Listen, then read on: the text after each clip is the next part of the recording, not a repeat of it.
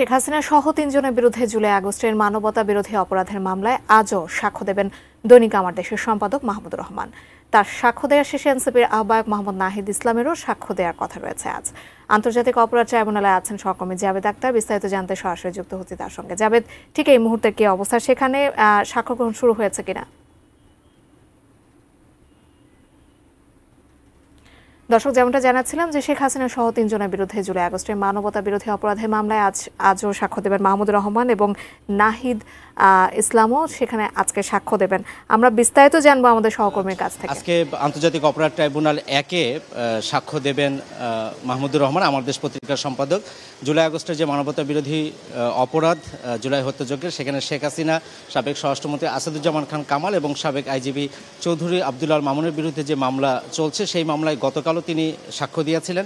তিনি গতকাল বিকাল ৪টা পর্যন্ত সাক্ষ্য দিয়েছিলেন। সকাল 11:20 দিকে তার সাক্ষ্য গ্রহণ শুরু হয়েছিল, মাঝে কিছুটা বিরতি ছিল। তিনি মোটাদাগে আসলে যে কথাগুলো গতকাল বলেছিলেন যে গত 16 বছরে ক্ষমতায় টিকে থাকার জন্য সাবেক প্রধানমন্ত্রী শেখ হাসিনা সব ধরনের মানবতা বিরোধী অপরাধ করেছেন এবং সেখানে তিনি 2008 সালে নির্বাচনের কথাটি উল্লেখ করেন যে ওই নির্বাচনের পর থেকেই তিনি মূলত ফ্যাসিস্ট হয়ে ওঠার চেষ্টা করেন এবং তারই অংশ হিসেবে বিডিআরের যে হত্যাযজ্ঞ, সেই ঘটনা পরিকল্পিতভাবেই তিনি ঘটিয়েছিলেন এবং সেখানে পার্শ্ববর্তী দেশ ভারতেরও ইন্ধন ছিল এবং তাকে ক্ষমতায় নিয়ে আসার জন্য ভারতের তখনকার পররাষ্ট্রমন্ত্রী প্রণব মুখার্জির সাথে তখনকার যে বাংলাদেশের সেনাপ্রধান মঈনু আহমেদ, তার একটি চুক্তি হয়েছিল যে সাবেক প্রধানমন্ত্রী শেখ হাসিনাকে ক্ষমতায় নিয়ে আসতে হবে।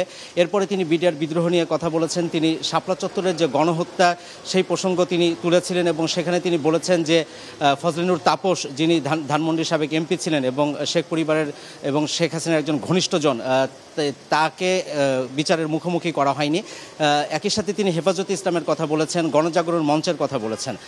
গণজাগরণ মঞ্চে তিনি বলেছেন যে মব কালচার তৈরি করা হয়েছিল গণজাগরণ মঞ্চের মাধ্যমে এবং সেটি সরকারি সেটি আয়োজন করেছিল এবং সাবেক প্রধানমন্ত্রী শেখ হাসিনা তিনি ফ্যাসিস্ট হয়ে ওঠার পেছনে বিভিন্ন রাষ্ট্রের বিভিন্ন অর্গানের কথা বলেছেন। তিনি বিচার বিভাগের কথা বলেছেন যে কিভাবে বিচার বিভাগ, স্বাধীন বিচার বিভাগকে কলুষিত করা হয়েছিল, নির্বাচনী ব্যবস্থা ধ্বংস করা হয়েছিল, সেখানে নির্বাচন কমিশনারদের কথা বলেছেন, 3টি কমিশনের কথা উল্লেখ করেছেন, আপিল বিভাগের বেশ কয়েকজন বিচারপতির নাম তিনি উল্লেখ করেছেন এবং একই সাথে তিনি অনেক রাজনীতিবিদদের কথাও বলেছেন যে যারা এই শেখ হাসিনাকে ফ্যাসিস্ট হয়ে ওঠার পেছনে তারা সহযোগী ভূমিকা পালন করেছিলেন এবং তিনি তার নিজের নির্যাতনের কথাও বলেছেন, তাকে টিএফআই সেলে কীভাবে নির্যাতন করে রাখা হয়েছিল।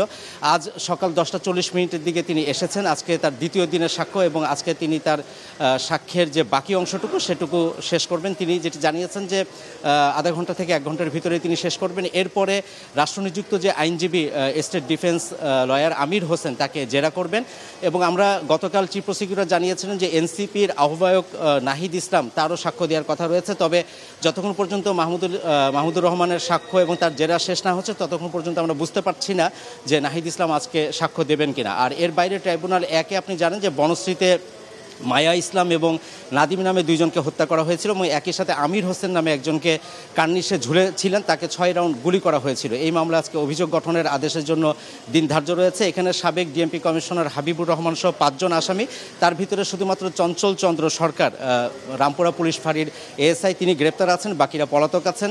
তো আজকে যদি এই অভিযোগ গঠন বা চার্জ ফ্রেম করে তাহলে এই মামলার আনুষ্ঠানিক বিচার আজ শুরু হতে পারে। যাকে ট্রাইব্যুনাল থেকে আমার কাছে এই ছিল সবশেষ।